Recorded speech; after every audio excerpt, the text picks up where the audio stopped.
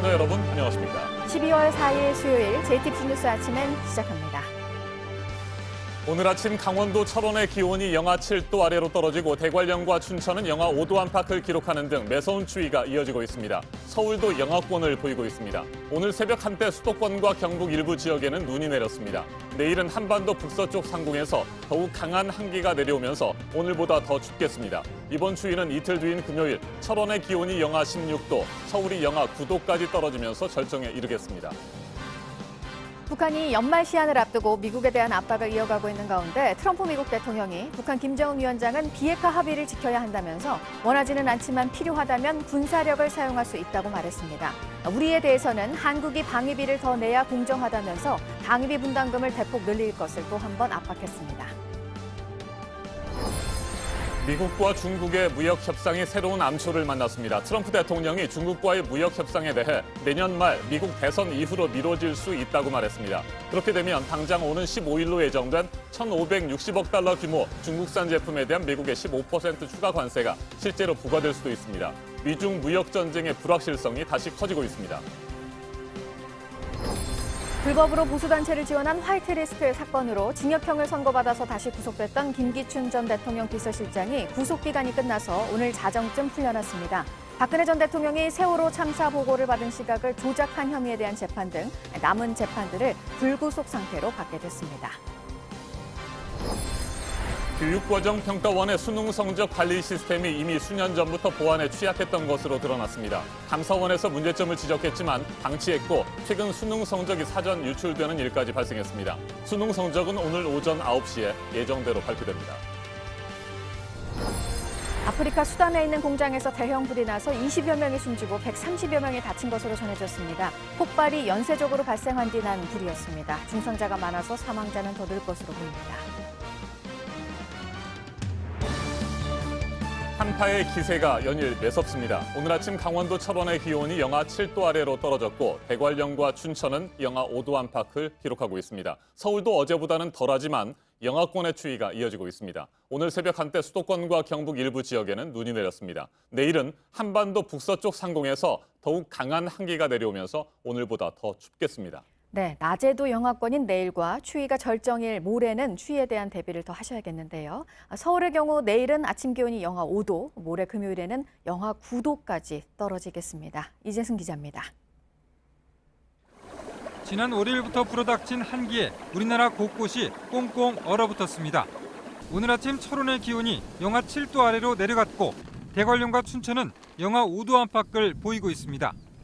서울도 어제보다는 덜하지만 영하권을 보이며 추위가 이어지고 있습니다. 어제 수도권 곳곳에 눈을 뿌렸던 구름대는 동해상으로 빠져나갔습니다. 하지만 오늘 새벽 약한 기압골이 남아 경기 남부와 충청, 경북 일부 지역에 비가 오거나 눈발이 날렸습니다. 영하권 추위 속에 어제부터 내린 눈이 얼어붙으면서 출근길 미끄럼 사고에 대한 주의가 필요합니다. 이번 추위는 갈수록 기세가 오르겠습니다. 내일은 우리나라 북서쪽 상공에서 영하 10도 안팎의 한기가 내려오며 오늘보다 더 춥겠습니다. 내일 서울 아침 기온은 영하 5도, 대관령은 영하 9도가 예상되고 낮에도 종일 영하권에 머물겠습니다. 서해상에선 눈구름도 만들어지겠습니다. 내일 새벽엔 충청도와 경북 북부 지역에 눈이 오겠고 오후부터 밤 사이에는 서해안과 전라도를 중심으로 눈이 예상됩니다. 모레 금요일엔 아침 기온이 전날보다 3도에서 5도 더 내려가 추위가 절정에 이르겠습니다. 서울 아침 기온이 영하 9도, 철원은 영하 16도까지 떨어지겠고 찬바람이 불면서 체감 온도는 더 낮아지겠습니다. 이후 토요일부터 차츰 평년 기온을 회복하며 추위가 풀리겠습니다. JTBC 이재승입니다. 도널드 트럼프 미국 대통령이 김정은 북한 국무위원장을 다시 로켓맨이라고 불렀습니다. 북대서양 조약기구 나토 정상회의에 참석 중인 트럼프 대통령은 비핵화 합의 이행을 북한에 촉구했습니다. 필요하다면 군사력을 쓸 수 있다는 말까지 했습니다. 그러면서도 김정은 위원장과는 관계가 매우 좋다고 덧붙였습니다. 워싱턴에서 한미 방위비 분담금 4차 협상이 진행되고 있는데 계속해서 방위비 대폭 인상을 압박했습니다. 워싱턴을 연결합니다. 임종주 특파원, 트럼프 대통령이 김정은 위원장을 다시 로켓맨이라고 불렀군요. 2017년 하반기였죠. 북한과 미국의 긴장감이 최고조에 이르렀던 시점에 사용했던 별명이잖아요. 그러면서도 무력을 사용할 수 있다 이런 가능성을 또 언급했습니다. 이건 어떤 맥락에서 나온 말입니까? 네, 나토에서 취재진과 만난 트럼프 대통령은 우선 북한 관련 질문이 나오자 김정은 위원장과의 신뢰관계를 강조했습니다. 이어 전임 오바마 정부 아래서라면 3차 대전이 일어났을 것이라며 자신의 대북 정책과 함께 국방 정책을 치적으로 내세우더니 무력 사용 가능성을 언급했습니다. 먼저 들어보겠습니다. Now we have the most powerful military we've ever had, and we're by far the most powerful country in the world, and hopefully we don't have to use it. But if we do, we'll use it. If we have to, we'll do it. 이어서 트럼프 대통령은 김 위원장과의 관계는 정말 좋다며 거듭 친분을 과시했습니다. 로켓을 쏘는 걸 좋아해 로켓맨으로 부른다며 과거 썼던 표현도 다시 꺼냈습니다. 그러나 그렇다고 해서 합의를 지키지 않아도 된다는 의미는 아니라며 싱가포르 공동성명의 준수를 촉구했습니다. 네, 그러니까 전체적인 맥락을 따져보면 무력 사용 쪽에 방점이 찍힌 것은 아닌 듯 보이는 것 같습니다. 그렇다면 어떤 의도로 봐야 할까요? 네, 실무 협상에 진척이 없는 상황에서 북한이 연말 시한을 앞두고 압박 강도와 빈도를 높이는 데 대한 경고의 의미로 볼 수 있습니다. 북한이 김정은 위원장이 뭔가 중대 결심을 할 때마다 찾던 백두산 삼지연 방문 사실을 공개하고 크리스마스 선물은 미국의 결심에 달려있다며 미국의 태도 변화를 압박하고 나선 직후의 발언이라는 점에서도 그렇습니다. 최근 스티븐 비건 미 국무부 부장관 지명자가 북한이 과거 도발적인 단계로 되돌아갈 가능성을 거론하며 그럴 경우 큰 실수가 될 것이라고 경고한 것과도 같은 흐름입니다. 그러나 김 위원장과의 친분 관계를 거듭 강조하고 합의 준수를 촉구한 대목은 북한을 지나치게 자극하기보다는 선을 넘지 않도록 관리하며 대화의 무대로 견인하겠다는 의도에도 무게가 실립니다. 자, 그리고 우리 정부를 향해서는 트럼프 대통령이 방위비 대폭 증액을 다시 압박하고 나섰죠. 네, 그렇습니다. 북한 관련 질문에 답변을 이어가던 트럼프 대통령은 바로 방위비로 화제를 돌렸습니다. 한미가 방위비 협상을 진행하고 있다는 점을 환기시키더니 한국이 더 내야 한다고 공개적으로 압박했습니다. 이 부분도 들어보겠습니다. Now we're negotiating for them to pay more because the United States is paying a lot of money to protect South Korea, and we think it's fair that they pay up and pay more. 트럼프 대통령은 또 주한미군 주둔이 미국의 안보 이익에 부합하냐는 질문에 논쟁의 여지가 있다면서 어느 쪽 입장도 취할 수 있다고 답해 듣기에 따라선 주한미군 철수 문제로 분담금 인상을 압박한 것 아니냐는 해석도 나왔습니다. 네, 결국 발언의 흐름을 보면 북한에 대한 군사력 사용 가능성에서 방위비 분담금 압박으로 이어간 것인데 상당 부분 의도적인 발언이라고 볼 수 있겠어요. 네, 트럼프 대통령으로선 대북 신호로 방위비 압박 목소리까지 냈습니다. 북한을 겨냥해 도발은 안 된다는 경고를 보냈고 그로 인한 군사적 긴장 고조 요인이 한국을 향한 방위비 압박으로 돌아간 셈입니다. 결국 군사적 긴장이 고조될 수 있으니 방위비를 더 내야 한다는 논리로 연결됩니다. 네, 트럼프 대통령이 사실상 대놓고 다시 압박을 한 상황인데 워싱턴 한미 방위비 분담금 협상 지금 어떻게 진행되고 있습니까? 네, 오전 협상에 이어 오후 협상에 들어간 것으로 전해졌습니다. 협상 직전 취재진과 만난 정은보 방위비 분담 협상 대사는 트럼프 대통령 발언에 크게 흔들리지 않겠다는 입장을 밝혔습니다. 직접 들어보겠습니다. 지금까지 항상 더 부담해야 된다는 얘기는 늘 해왔기 때문에 저는 큰 다른 어떤 상황 변화라고 생각하지 않습니다. 이번 협상은 이틀간 진행됩니다. 트럼프 대통령이 협상을 불과 몇 시간 앞두고 공개적으로 증액을 압박하고 나선 상황이어서 부담 요인으로 작용할 수도 있습니다. 지금까지 워싱턴에서 JTBC 임종주입니다. 그동안 낙관적인 전망이 나왔던 미국과 중국의 무역 협상이 새로운 암초를 만났습니다. 트럼프 대통령이 협상 연기를 의미하는 폭탄 발언을 했기 때문입니다. 중국과의 무역 협상이 내년 말 미국 대선 이후로 미뤄질 수 있다고 말했습니다. 그렇게 되면 당장 오는 15일로 예정된 1,560억 달러 규모 중국산 제품에 대한 미국의 15% 추가 관세가 실제로 부과될 수도 있습니다. 미중 무역 전쟁의 불확실성이 다시 커지고 있습니다. 이한주 기자가 보도합니다. 나에겐 데드라인이 없다. 트럼프 대통령이 미중 무역 협상에 대해 한 말입니다. 트럼프 대통령은 합의가 1년가량 남은 대선 이후로 미뤄질 수 있다고도 했습니다. 협상 주도권이 자신에게 있다는 것을 분명히 한 겁니다. I want to make it. If I want to make it. I don't think it's if they want to make it. It's if I want to make it.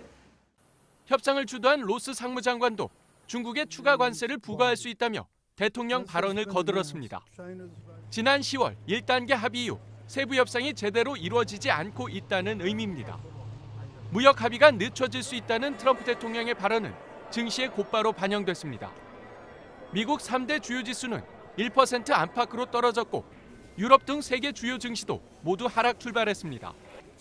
중국 위안화도 약세를 보이고 있습니다. 뉴욕타임즈는 트럼프 대통령의 발언이 선거가 다가옴에 따라 수그러드는 듯 보였던 무역 전쟁의 불확실성에 다시 불을 붙였다고 분석했습니다. JTBC 이한주입니다.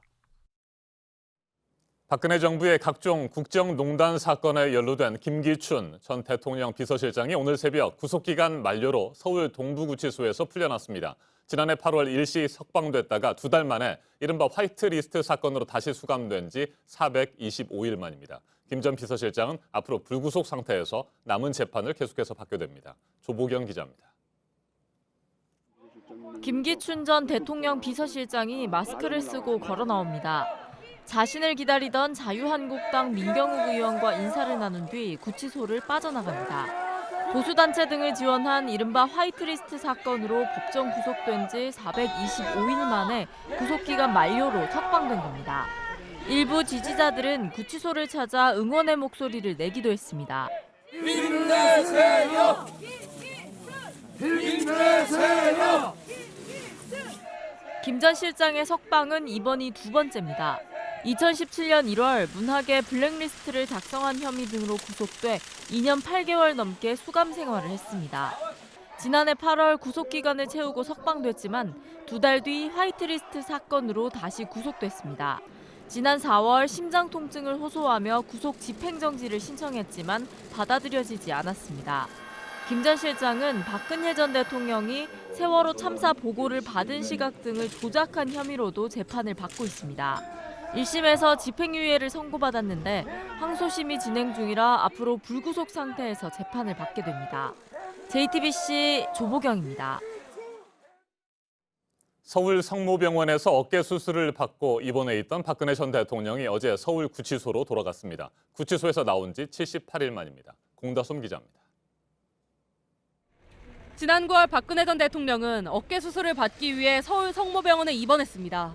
구속 수감된 이후 계속해서 건강 문제를 호소했는데 법무부가 허가해 외부 병원에서 수술을 받은 겁니다. 구치소를 나온 지 78일 만인 어제 법무부는 박 전 대통령을 구치소로 돌려보냈습니다. 법무부는 박 전 대통령의 건강 상태가 호전됐다는 담당 의사의 의견을 고려해 결정했다고 밝혔습니다.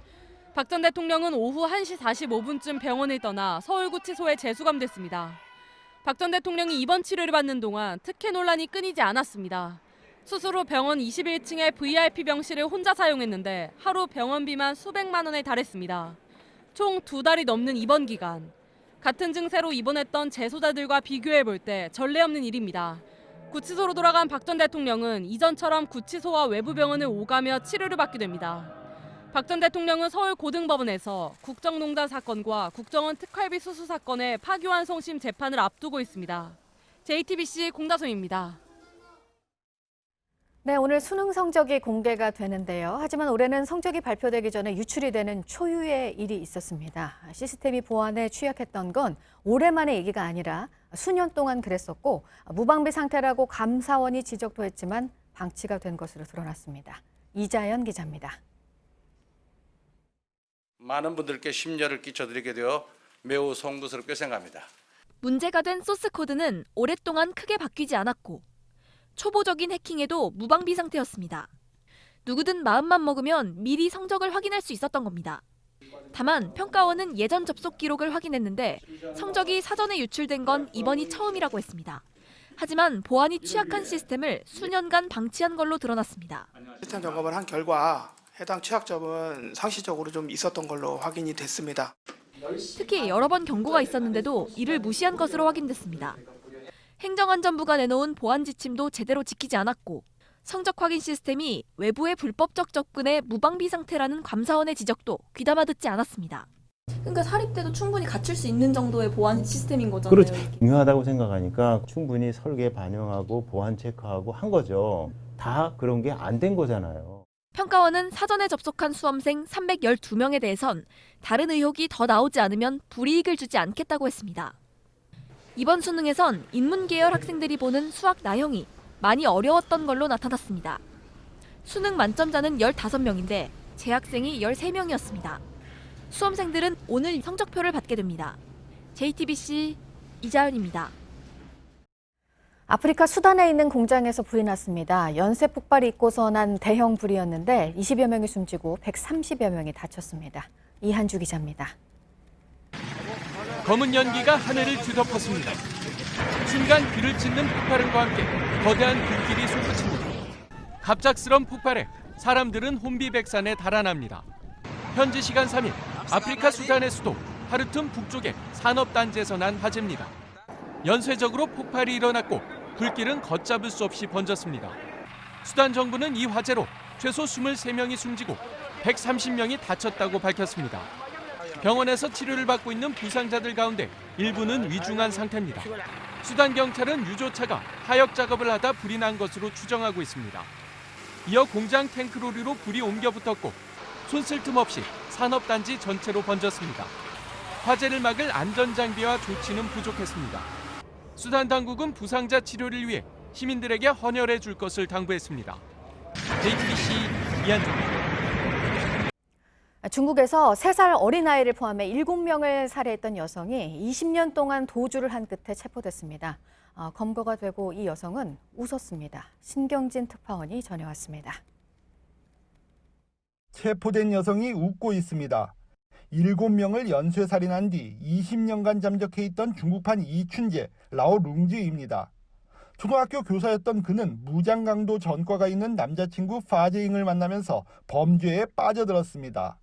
1996년 난창에서 성매매 여성을 가장해 사람들에게 접근한 뒤 3살배기 여아를 포함해 일가족 3명을 살해했습니다.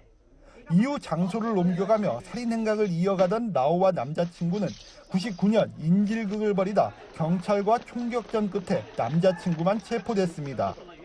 我总感觉有股阴森森的鬼气。对于南昌那个案件，把那小女孩杀了，他讲我这是在作孽。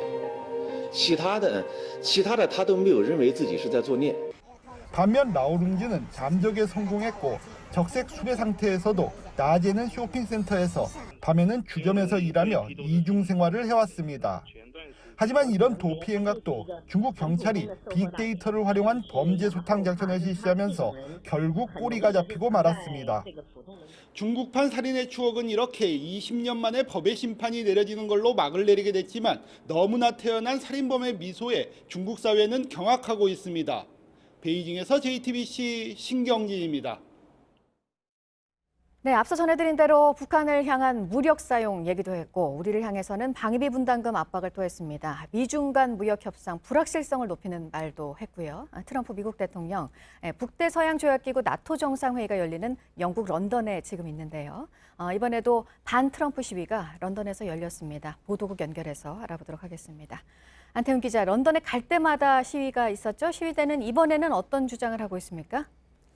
네, 런던 현지 시간으로 3일 영국 여왕이 주재하는 만찬이 열리는 날인데요. 버킹엄궁 인근 공원에 수백 명이 집결한 것입니다. 국민보건서비스 소속 의사와 간호사들이 시위를 이끌었습니다.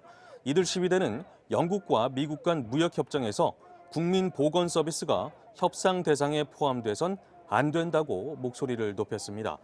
앞서 2018년 7월 트럼프 대통령이 취임 이후 처음으로 영국을 방문했을 때인데 당시에는 트럼프 정부의 난민 정책과 기후변화 정책 등에 반대하는 대규모 시위대가 런던에 모였습니다. 이후 올해 6월 트럼프 대통령의 국빈 방문 때는 런던뿐 아니라 옥스퍼드, 버밍엄 등 영국 곳곳에서 반 트럼프 시위가 열린 바 있습니다. 강제징용과 위안부 피해자 배상과 관련해서 이 문희상 국회의장이 제안을 한 법안을 두고 국내에서는 지금 논란이 이어지고 있는 상황입니다. 이런 상황에서 일본의 외무성 국장이 이미 물 건너간 안에 대해서 언급을 또다시 했다고 하는데 무슨 내용입니까? 네, 그렇습니다. 우리의 국회격이죠. 일본의 참의원 외교방위위원회에서 일본 여당 의원이 외무성 실무자에게 사실상 물 건너간 안 말씀하신 대로요. 그러니까 한일 양국 기업이 자발적으로 돈을 내는 안에 대해서 질의를 했습니다. 이에 외무성 실무자는 징용 문제의 해결책이 되지 않는다며 수용할 수 없다라고 말했습니다. 그러나 이 안은 이미 지난 6월에 우리 정부가 제안했던, 그러니까 현재는 사실상 물 건너간 방안을 거론한 것이어서 그 배경을 주목할 필요가 있습니다. 일부에선 일본 여당 의원과 외무성 관계자의 약속된 질의응답 아니냐 하는 의문을 제기하기도 하는데요. 한국과의 협상에서 유리한 고지를 차지하기 위한 전략이란 분석도 나오고 있습니다. 최근 한일 양국 사이에서 주목받고 있는 건 이른바 문희상 국회의장의 안으로 한일 양국 기업뿐 아니라 정부와 국민의 자발적인 돈으로 문제를 해결하는 구상입니다. 특히 일본 정부는 문 의장 구상 중에 피해자가 다시 소송을 제기해도 기금관리위원회에서 절차를 거치면 문제를 끝내는 안을 법률로 제정하자라는 대목에 주목하는 것으로 전해지고 있습니다. 네, 이 밖에 새로 들어온 소식들은 잠시 후 8시쯤에 다시 연결을 해서 전해드리도록 하겠습니다. 네, 지금까지 아침엔 지금 JTBC 안토니입니다. 이번에는 오늘 아침 체크해봐야 할 뉴스들을 분야별로 살펴보겠습니다. 먼저 정치 분야입니다. 국회 필리버스터 대치로 병역법 개정안도 발목이 잡혔습니다. 현행 병역법이 올해 말로 효력을 잃기 때문에 개정안이 통과되지 않으면 내년 1월부터 신규 병역 판정 검사가 중단될 가능성이 큽니다. 최악의 경우 징병 중단이라는 초유의 사태가 발생할 수 있다는 우려가 나오고 있습니다. 자유한국당과 바른미래당이 청와대 민정수석실과 관련된 각종 의혹에 대해 국정조사 요구서를 제출했습니다. 국정조사 대상은 김기현 전 울산시장과 관련된 하명수사 의혹과 유재수 전 부산시 경제부시장에 대한 감찰 무마 의혹, 우리들 병원 특혜 대출 의혹 등 3가지입니다. 자유한국당 3선 김영우 의원이 내년 총선 불출마 선언을 할 것으로 알려졌습니다. 김무성, 김세연 의원 등에 이어 한국당에서는 5번째 불출마 선언입니다. 오늘 오전 기자회견을 통해 구체적인 입장을 밝힐 예정입니다. 대세가 된 온라인 쇼핑. 지난 10월까지 이 온라인 쇼핑으로 소비가 된 금액이 100조 원을 넘겼습니다. 지난해에는 11월에 100조를 넘어섰는데 한 달 앞당겨졌습니다. 10월 한 달 동안 11조 8천여억 원, 역대 최대 금액이 거래가 됐습니다. 한국토지주택공사 LH가 행복주택을 홍보하기 위해 만든 광고에 대해서 비난이 거셌죠. 부모님이 집을 얻어줄 것이니 부럽다고 하자 부모님 힘을 빌리지 않아도 되지 않냐면서 더 부럽다고 하는 메신저 대화 형식의 광고였습니다. 사과를 한 LH는 해당 광고를 모두 철거했고 조만간 새 광고물을 제작할 예정입니다. GS그룹이 출범하고 15년 만에 총수가 교체된다는 소식, 어제 관심을 끈 경제 뉴스였습니다. 새로운 리더와 함께 빠르게 변하는 환경에 대응해야 한다면서 허창수 회장이 공식적으로 퇴임 의사를 밝혔고 허태수 GS홈쇼핑 부회장이 새 회장이 됩니다. 공식 승계는 내년 주주총회 이사회에서 이뤄집니다. 계속해서 사회 분야 뉴스입니다. 권양숙 여사를 사칭한 사기범에게 속아 거액을 송금한 혐의를 받고 있는 윤장현 전 광주광역시장이 항소심에서도 유죄를 선고받았습니다. 재판부는 윤 전 시장과 검사의 항소를 모두 기각하고 원심과 같은 징역 1년에 집행유예 2년을 선고했습니다.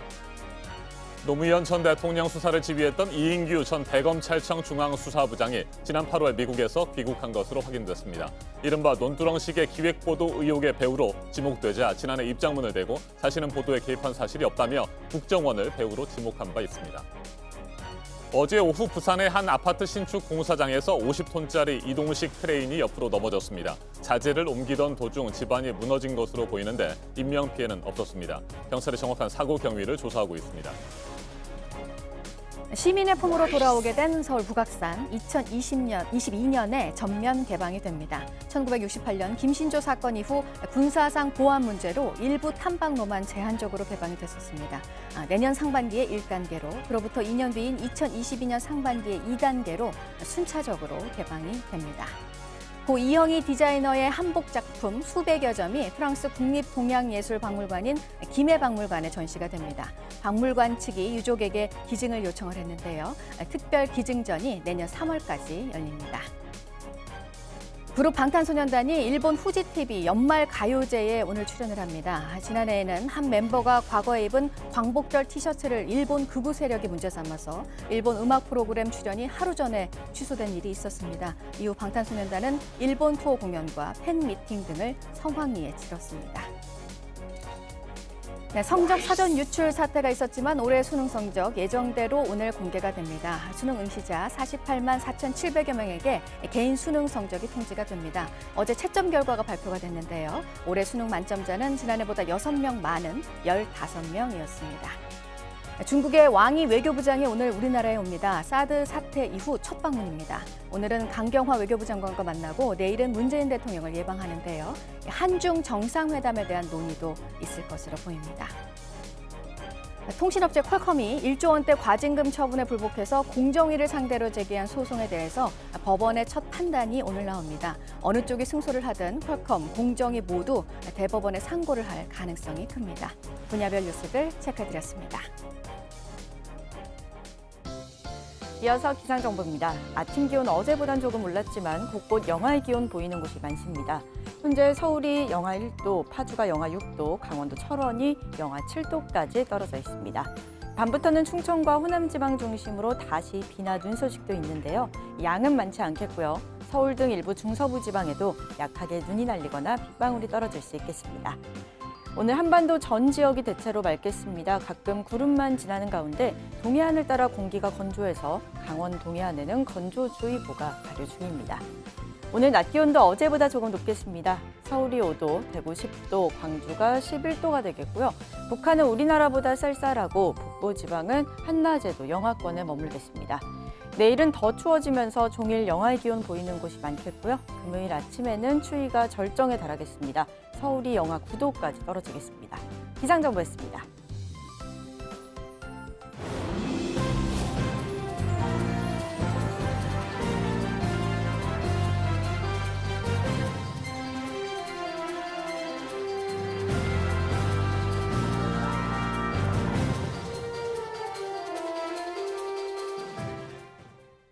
추운 겨울에 따뜻한 동남아로 여행 가는 분들 계실 텐데요. 관광객들 전용 상점에서 물건 사실 때 특히 잘 살펴보셔야겠습니다. 몸에 좋다는 노니 제품에선 쇳가루가 나오고 진주 반지에서 납이 검출됐습니다. 전다빈 기자입니다. 동남아 여행 때 많이들 사오는 건강식품 논입니다. 가루로 된 베트남산 제품에서 쇳가루가 기준치의 25배나 나왔습니다. 말레이시아산 깔라만시 원액에선 세균이 기준치의 45배가 넘었습니다. 변비에 좋다고 파는 센나차나 남성에게 효과가 있다는 통카달리 커피는 설사 등 부작용 때문에 국내에선 판매가 금지된 제품입니다. 모두 단체 관광객 전용 쇼핑센터에서 파는 물건입니다. 필리핀산 진주 반지에선 납성분이 기준치의 263배가 넘게 나왔습니다. 천연 라텍스라고 파는 인도네시아산 베개엔 합성 원료가 20% 넘게 들어있었습니다. 태국산 코끼리 가죽 지갑은 광고 전단지를 집어넣어 모양을 잡은 제품이었습니다.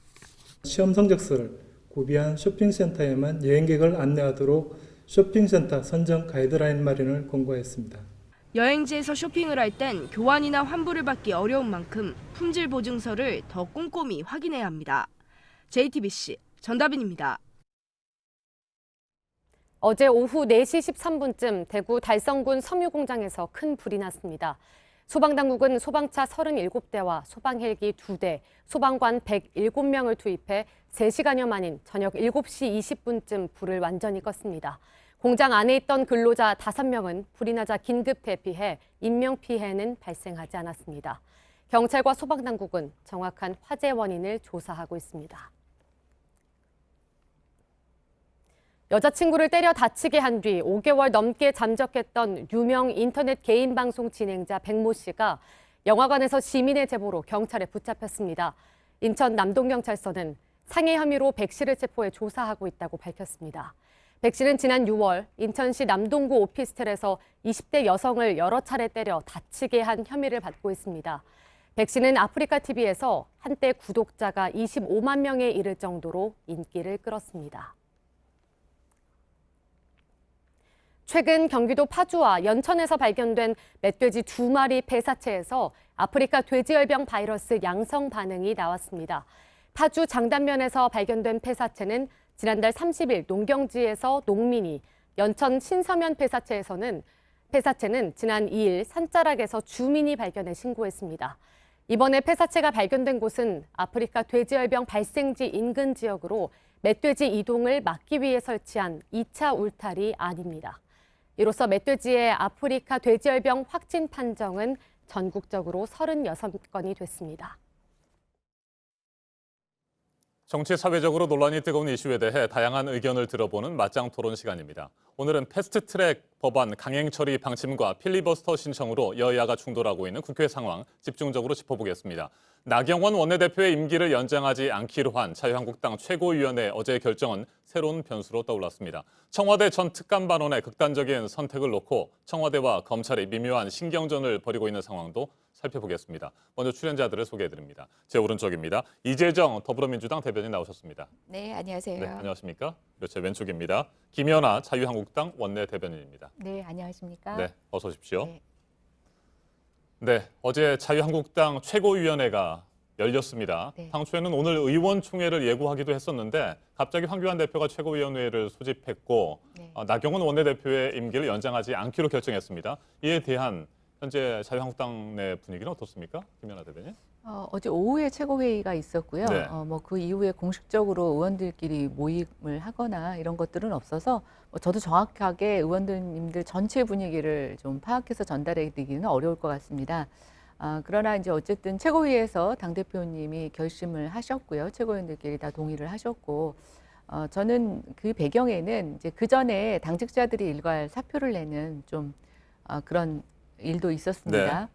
황교안 당대표가 이제 단식 이후에 국민의 여망이라든가 또 당의 쇄신에 대해서 이제 좀 큰 결심을 하시고 그것을 추진하신 하나의 단계라고 보고 있고요. 이제 뭐 원래 정기국회가 12월 10일까지였고 또 때마침 나경원 원내대표 임기도 12월 10일까지입니다. 뭔가 지금 뭐 국회 안에서도 꽉 막혀서 아무 해법도 찾지 못하고 있는데요. 이제 좀 새로운 접근 방식 또 새로운 모습을 보여드리기 위한 전체적인 당의 혁신 방안의 하나이라고 저는 생각합니다. 네, 나경원 원내대표의 임기 종료 사흘 전에 그러면 네. 원내대표 경선이 치러지는 겁니까? 7일입니까? 이제 날짜를 공개하신다고 어제 당에서 공식적으로 회의록이 나왔습니다. 그래서 아마 이제 선거일은 오늘 좀 나와봐야 전체적인 뭐 정확한 날짜를 알 수 있을 것 같습니다만 어쨌든 어제 최고위 결정은 원래 이제 이게 그 의원의 임기가 6개월 미만으로 남았을 경우에는 사실은 뭐 연장해서 할 수 있는 근거가 전혀 없는 것은 아닙니다. 네. 그러나 이제 그것보다는 원칙적으로 종료한다고 이제 판단을 지도부에서 하신 거니까요. 조만간 선거 일정이 나올 거라고 생각이 됩니다. 네, 지금까지는 강석호 의원 그리고 유기준 의원이 경선 출마 의사를 밝힌 거죠? 예, 뭐 아주 이렇게 공식적으로 막 하신 건 아니고 어제부터 이제 조금씩 얘기가 나오고 있는데요. 아마 이제 경선이 치러진다라고 하면 다른 분들도 또 경선 출마 의지를 내보이실 수 있을 거라고 생각이 됩니다. 네, 이재정 대변인. 나경원 원내대표의 임기가 종료가 되는 거 물론 뭐 자유한국당 내 일이긴 합니다만 지금 굉장히 중요한 시점에서 더불어민주당이 협상 파트너가 바뀌는 것 아니겠습니까? 어떻게 보고 계십니까? 뭐 난감한 지점이 없진 않습니다. 심지어 이제 군소 야당의 경우에도 원내대표가 바뀌는 상황이 또 있었고요. 또 당이 분당되는 등의 협상의 주체나 협력의 주체가 자꾸 변동되는 상황은 더불어민주당으로서도 협상의 내용뿐만 아니라 대상이 바뀌는 측면이 굉장히 어려운 상황이기도 한데요. 그렇지만 지난 199개의 필리버스터 신청이 나경원 원내대표가 그 의총에서 재신임 받기 위한 나름의 당내 사정을 고려한 묘수가 아닌가라는 분석도 있는 가운데 조금 연속성 있게 좀 확정적으로 본인이 자신감을 갖고 일을 추진할 수 있는 원내대표가 조금 더 낫지 않겠느냐 하는 시각도 당내에서 없지 않은 것 같습니다. 네, 새로운 원내대표가 일을 시작하게 된다면 협상의 여지는 조금 생길 수 있다. 뭐 이런 기대도 좀 가지고 있습니까? 네, 뭐 여지라기보다는 사실상 조금이라도 진일보하기 위한 국회 원내 사령탑으로서의 각오가 서신 분들이 출마를 하시니까 그렇게 변화를 이끌어내지 않는다면 본인도 나경원 대표와 다를 바 없는 국민적 비난에 결국은 몰아쳐질 거기 때문에 나름의 각오를 다지고 계시지 않은가. 특히 강석호 의원만 하더라도 출사표를 던지면서 언론을 통해서 던진 메시지를 보면 이 국면이 마냥 강으로만 몰고 가서 투쟁할 내용은 아니다라는 점을 시사하신 바 있고요. 뭐 그분이 아니더라도 비슷한 결의 메시지를 전하고 있는 것으로 알고 있습니다. 네. 자, 이재정 대변인이 방금 얘기를 한 것처럼 강석호 의원의 경우에 협상이라는 말도 강조를 하고요. 네. 대여 전략 변화의 뜻도 내비치기도 했었는데 실제로 당내 분위기는 어떻습니까? 협상의 필요성을 얘기하는 사람들도 좀 있습니까? 아니 근데 그건 좀 잘못 알고 네. 계신 것 같습니다. 나경원 원내대표의 어떤 필리버스터 전략이 나경원 원내대표 개인의 생각이 아닙니다. 우리 지도부와 또 당 중진들과 또 국회 경험이 많으신 의원님들을 통해서 지금 민주당의 이 폭거에 합법적으로 저항할 수 있는 방법이라고 해서 저희가 사실은 도출해낸 아니었고요. 네. 그게 원내대표가 바뀐다고 해서 저는 그 내용이 바뀐다고 생각하지는 않습니다.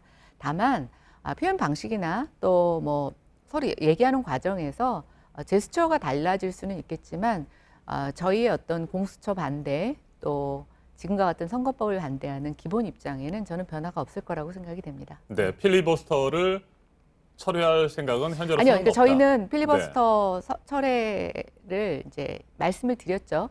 저희에게 그 필리버스터를 할 수 있는 권한만 준다면 법의 개수는 뭐 최소한 5개라고 얘기한 것은 의장님에 대한 불신에서 나온 겁니다. 그러니까 의장님이 의사 일정을 뭐 마음대로 바꾸시거나 또 저희 필리버스터 앞에서 중지하시거나 할 수 있는 여러 가지 경우의 수를 차단하다 보니까 이제 199개를 신청을 네. 하게 됐고 또 그것을 저희가 협상에서 다시 걷어내는 과정에서도 최소한의 필리버스터를 보장받을 수 있으려면 5개 법률 정도는 있어야 되겠다라고 판단을 한 겁니다.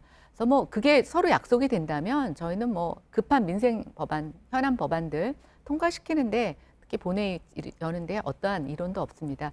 근데 제가 짧은 국회 생활 속에서 여당이 이렇게 국회 본회의에 출석 안 하는 경우 참 2016년에 아마 저희 새누리당에서 한번 국감 때 보이콧을 한 적이 있는데 그때 야당인 민주당이 여당이 보이콧한다고 엄청나게 비난하셨습니다. 근데 불과 3년이 지나지 않아서 그렇게 염원하시던 집권을 하시고 여당이 되셨는데 저희보다 더 참 말도 안 되는 이유 갖고 특히 본회의를 이렇게 보이콧하시는 걸 보면서 참 답답합니다. 예, 저희도 야당이지만 지금의 집권 여당의 여러 가지 참 책임감 없는 국정 운영에 대해서 매우 유감을 표명합니다. 네, 이재정 대변인. 네. 더불어민주당은 자유한국당이 무엇보다 먼저 필리버스터를 철회해야 한다 이런 입장이잖아요. 그 입장에는 변함이 없습니까?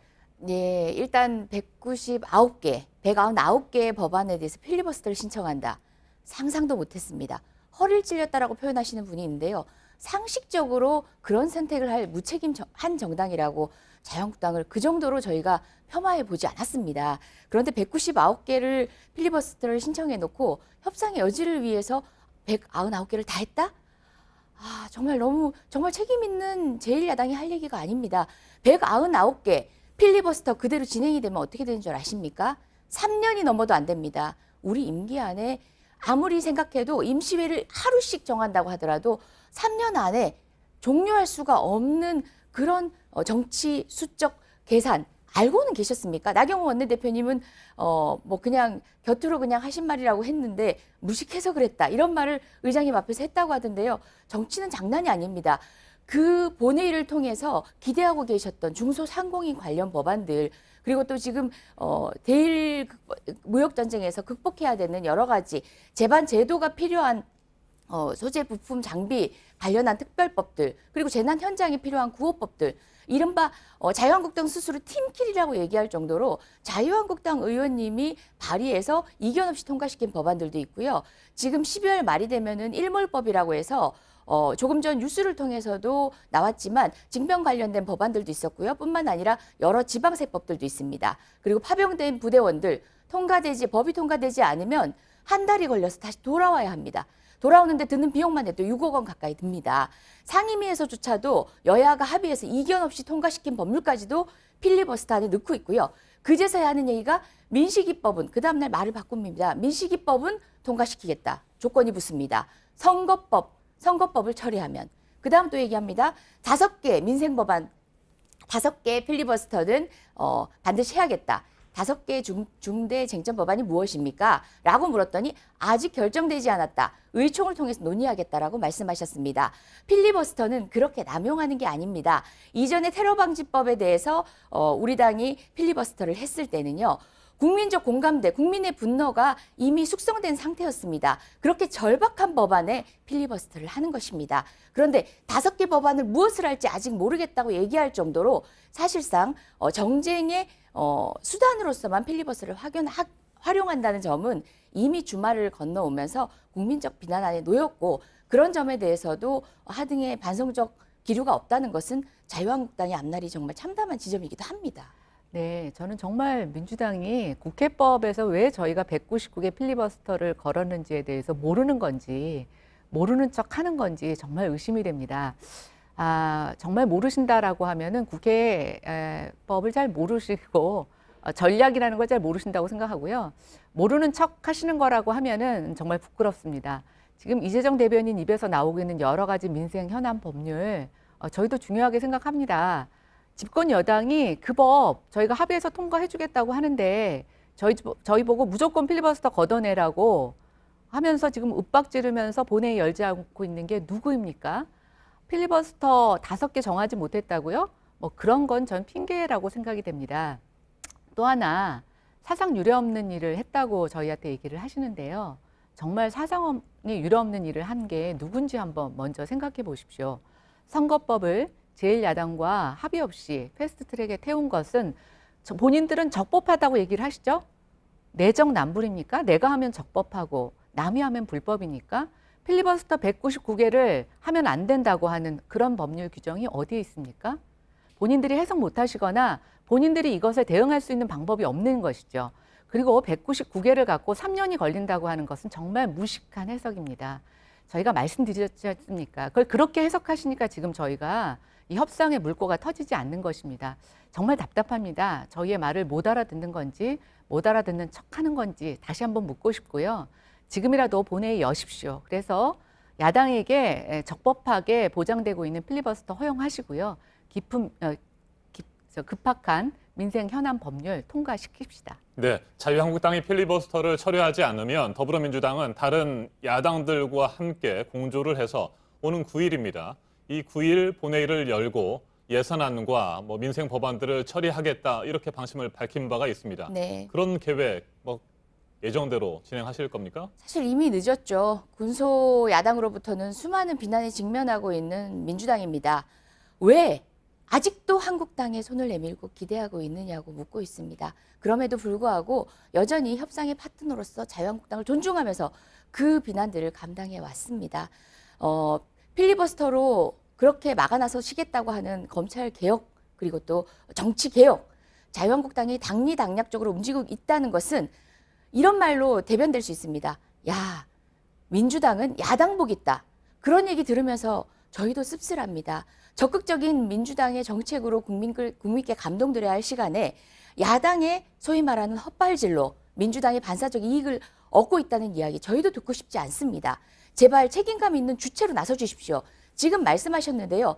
필리버스터 5대 중점 법안만 하더라도 12월 31일까지 간다는 거, 그냥 시간을 보낸다는 거, 시쳇말로 국민이 우습게 보는 하루짜리 임시회를 연다고 할지라도 12월 31일 올해는 보내버리고 수많은 소멸, 지금 현재 기한을 종료를 앞두고 있는 그런 일몰법들이 효력을 발생할 수 없게 한다는 걸 모르시고 하시는 얘기입니까? 누가 본회의를 안 열어주고 계십니까? 아니요, 본회의를 여는 순간 그렇게 된다는 거죠. 제가 저희한테 필리버스터를 보장하시면 저희는 그 긴급한 현안 법률들 제가 말씀드리고 난 뒤에 알겠습니다. 자, 이재정 대변인 마무리하시고요. 그다음에 김연아 대변인 얘기 듣겠습니다. 199개를 걸었던 그 필리버스터의 어떤 것들이 협상의 전략이었다고 하시는데요. 당일 본회의가 열렸으면은 그대로 3년을 갈 수밖에 없는 상황이었습니다. 사실상. 그렇기 때문에 다른 야당들도 함께 들어오지 않았습니다. 왜 그 절박한 사정에 내몰린 피해자들의 절규를 외면하고 있던 당시에 우리 자유한국당의 그런 당리당략에 대해서는 반성하는 게 없습니까? 민식이 어머니가 왜 나경원 원내대표 앞에 쓰러졌습니까? 그분들이 그런 전략 앞에서 하루의 눈물쯤은 참았어야 합니까? 뿐만 아닙니다. 과거사 피해자분들도 정말 목숨이 벼랑 끝에 몰린 상황에서도 국회 정쟁을 바라보며 또 한 번 없는 목숨마저 버려야 되는 상황, 절박함에 처해야 했었습니다. 그런 상황들이 정쟁 안에서 전략이라는 말로 포장될 수 있습니까? 안 됩니다. 그 숱한 민생 법안들 지금 제가 언급하지 않은 법안 외에도 많습니다. 그분들 벼랑 끝으로 내몰리는 것이 지금 자유한국당이 생각하고 있는 전략입니다. 알겠습니다. 패스트트랙 법안과 민생 법안 그리고 자유한국당의 필리버스터에 대한 얘기를 마무리를 해주시고 그 다음 주제로 넘어가도록 하겠습니다. 발언하시죠. 민생 현안 법률 외우시는 그 시간에 국회법 조금 더 봐주셔서 빨리 본회의 열어주십시오. 국회가 열렸으면 3년이 간다라고 하는 그런 거짓 선동과 같은 그런 말도 안 되는 말 이제는 국민은 믿지 않습니다. 무슨 3년입니까? 저희 임기가 6개월이 안 남았는데요. 그러니까 왜 아닌지 설명 한번 해주세요. 예, 제가 이 긴 시간을 통해서 매번 모든 방송에서 반복적으로 말씀드리는데 얼른 본회의 열어주십시오. 본회의 열고 저희에게 최소한의 필리버스터를 할 수 있는 권한을 부여하시면 저희는 언제든지 국회에서 임할 것입니다. 저희도 정말 시급합니다. 오죽하면 집권 야당이라는 얘기를 하고 있습니다. 정말 정치에서 이렇게 책임감 없는 여당이 있는지 지금 우리 내부 상황 말고 외부 상황도 한번 보십시오. 얼마나 처리해야 될 일이 많습니까? 대통령 휴가도 필요하다고 생각합니다. 그런데 그 휴식 시간 하시는 동안 읽으셨다는 책에 대해서 저는 굉장히 놀랄 수밖에 없었는데요. 걱정됩니다. 빨리 정신 차리시고 이 어려운 경제 상황에 대한 해법 내놓으시고 국회도 정상화할 수 있도록 본회의에 임해 주시기 바랍니다. 네, 다음 주제로 넘어가도록 하겠습니다. 앞에서도 저희가 전해드렸는데 자유한국당, 바른미래당과 함께 국정조사 요구서를 제출했습니다. 청와대 민정수석실과 관련된 의혹들이 3가지 정도가 되는 거고 그에 대한 국정조사 요구하신 거죠? 네, 맞습니다. 사실 이제 2가지 사건은 3가지 다 마찬가지입니다만 최근에 좀 문제가 됐을 뿐 예전부터 계속 문제 제기는 있었습니다. 유재수 감찰 무마 사건 같은 경우에는 사실은 유재수 경제부시장이야말로 대통령이 임명한 금융위원회 국장이지 않았습니까?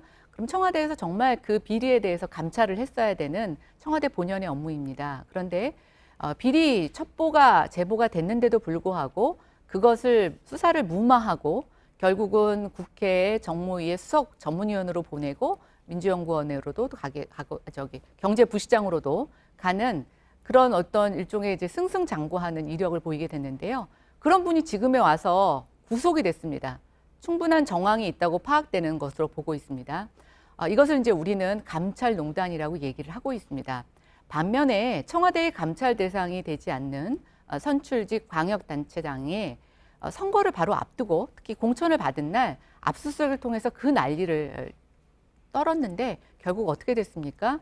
무혐의로 판명이 됐고 그 불기소장에 보면은 정말 이거는 이런 엉터리 같은 수사가 없다. 아니면 말고식의 이런 수사를 하고 있는 경찰에 대해서 검찰이 경고성 발언을 하고 있습니다.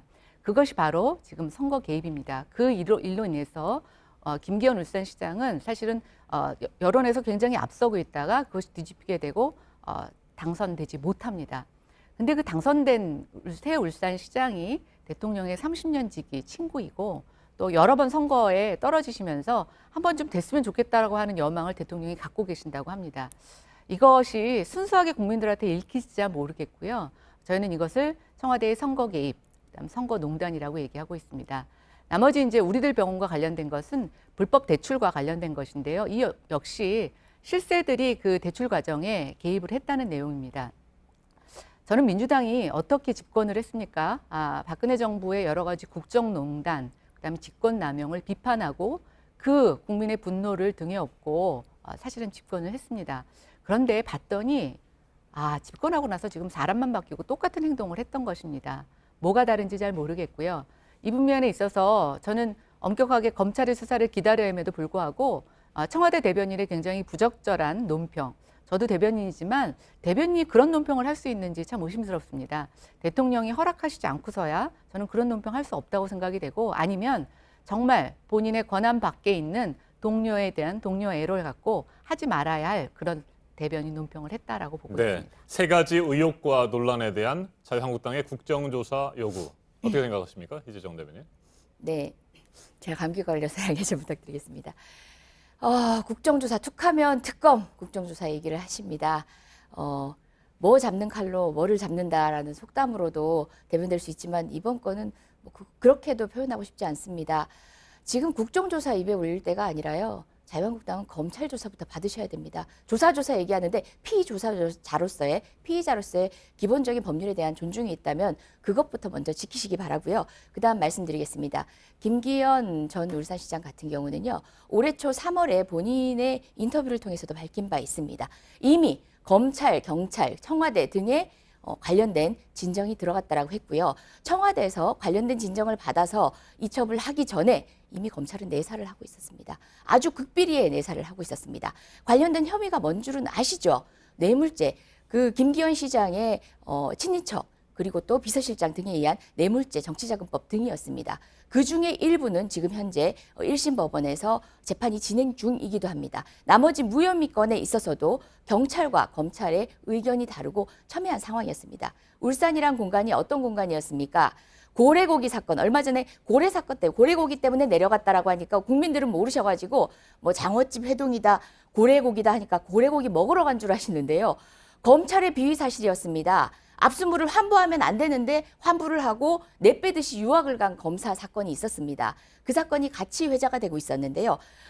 청와대 행정관, 지금 안타깝게 목숨을 잃은 스스로 이 세상을 등진 그 청와대 행정관은 고래고기 사건으로 검경 수사권 갈등 상황에서 대치 상황을 점검하러 간 것입니다. 그리고 또 무슨 일에 협잡이 있는 것처럼 이야기하셨던 그 식당 회동, 장어 회동 역시도 결국은 그 강길부 의원이지 지금 말씀하신 현 울산시장의 참석이 아니었다는 것도 드러났습니다.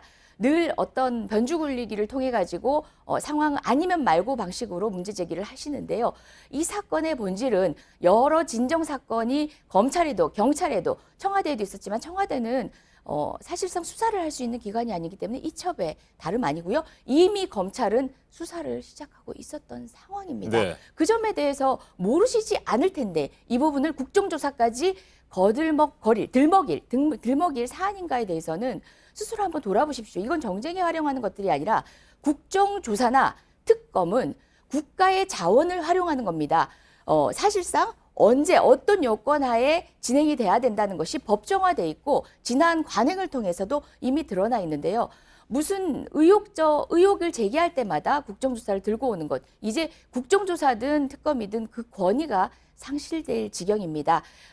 검찰에서 이미 수사되고 검경 갈등 과정에서 논란이 되어 왔다는 그 사건의 본질적인 측면도 충분히 고려하셔서 국민들도 판단하고 있습니다. 네, 됐습니다. 거기까지 듣고요. 수사 중인 검찰을 비판하는 고민정 청와대 대변인의 어제 기자회견에 대해서 적절성 여부를 지적을 하셨습니다. 김연아 대변인. 이에 대해서는 어떻게 생각하십니까? 고민정 대변인의 논평이 적절하냐 부적절하냐를 논하시기 전에 공당이시라면요. 검찰의 행위의 부적절성에 대해서 지적하셨어야죠. 아니면 검찰과 협잡하고 있다는 일관의 의혹을 자꾸 인정하시는 겁니다. 이례적입니다. 탈상도 하기 전에 당사자 휴대폰을 압수수색을 했습니다. 그리고 또 유서에 있지도 않은 내용을 관계자 말을 빌어가지고 휴대폰을 초기화하지 말아라는 내용이 유서에 있었다는 식으로 검찰 발로 흘렸습니다. 압수수색을 정당화하기 위한 검찰의 정치 행위에 지나지 않습니다. 검찰이 지금 피의사실 공표를 하는 명백한 현행법상의 위법 행위를 자행하고 있는 것도 문제지만 그걸 통해서 정치를 하고 있다는 게 문제입니다. 자유한국당 패스트트랙 수사는 하지 않고 그와 같은 방식으로 정치 행위를 하는데 무한해동하고 계신 게 지금 제1야당입니다. 그 점을 지적하시면서 우리는 검찰과 한 몸이 아닙니다. 소위 말하는 한 통속 아닙니다를 입증하십시오. 저는 부적절성을 고 대변인의 논평을 지금 대상으로 놓고 얘기하는 건 온당치 않다고 생각하고요. 특히 서초경찰서장을 신뢰할 수 없기 때문이라는 식으로 흘려놓은 것도 서초경찰서장은 파견자였을 뿐입니다. 굉장히 검경 갈등을 정치적으로 활용하는 여러 행태들에 대한 명백한 정말 정당한 비판이었을 뿐입니다. 고 대변인 논평은요. 같은 이야기 알겠습니다. 저도 하겠습니다. 알겠습니다. 이제 토론을 마무리할 시간이 됐는데 혹시 미처 못하신 말씀이 있고 이 말 하지 않고 오늘 끝나면 너무 아쉬울 것 같다 그런 말씀 있으시면 20초 정도씩 시간을 좀 드려보겠습니다. 하시죠. 지금 청와대 여러 가지 선거농단, 그다음에 감찰농단과 관련된 내용들을 가만히 보시면 그때 조국 민정수석이 사실은 그 중심에 있었습니다. 지금 조국 장관 수사도 이어지고 있죠. 네, 저는 오늘 이렇게 이제 민주당이 이재정 대변인부터 시작해서 하시는 여러 가지 말씀을 보면서 조국 장관 때 생각이 났습니다. 뭐 피해 사실 공포다부터 시작해서 없는 일이라고 얘기하던 것들이 지금 하나둘씩 다 사실로 드러나고 있고, 정말 그 청와대 감찰관이 고래 고기 때문에 내려갔다면 저는 왜 스스로 목숨을 끊었는지 정말 이해가 가지 않습니다. 그리고 정말 청와대가 마무리해 주십시오. 아무 잘못도 없다면 검찰 수사를 기다리시면 됩니다. 그런데 지금 검찰의 수사 가이드라인을 제시하는 것 같은 그런 부적절한 논평, 저는 정말 하지 말아야 된다고 생각합니다. 알겠습니다. 이재정 대변인. 네, 황교안 대표님 단식과 삭발, 그리고 나경원 원내대표의 199개 법안에 대한 필리버스터, 정말 경쟁이라도 하듯이 자기 정치만 하고 계십니다. 이제 자유한국당 덕본다. 민주당은 야당복이 있다라는 얘기 저희도 그만 듣고 싶습니다. 정말 국민에게 인정받는 야당으로 이제 20대 국회 마지막을 위해서 건설적인 논의를 이어갈 수 있는, 정쟁 그만, 자기 정치 그만, 건설적인 제1야당의 책임감을 보여주시길 간절히 아마 그만 듣게 되실 겁니다. 알겠습니다. 맞짱 토론 오늘 이 정도에서 마무리하도록 하겠습니다. 이재정 더불어민주당 대변인, 김연아 자유한국당 원내대변인과 함께했습니다. 네. 토론 잘 들었습니다. 감사합니다. 감사합니다.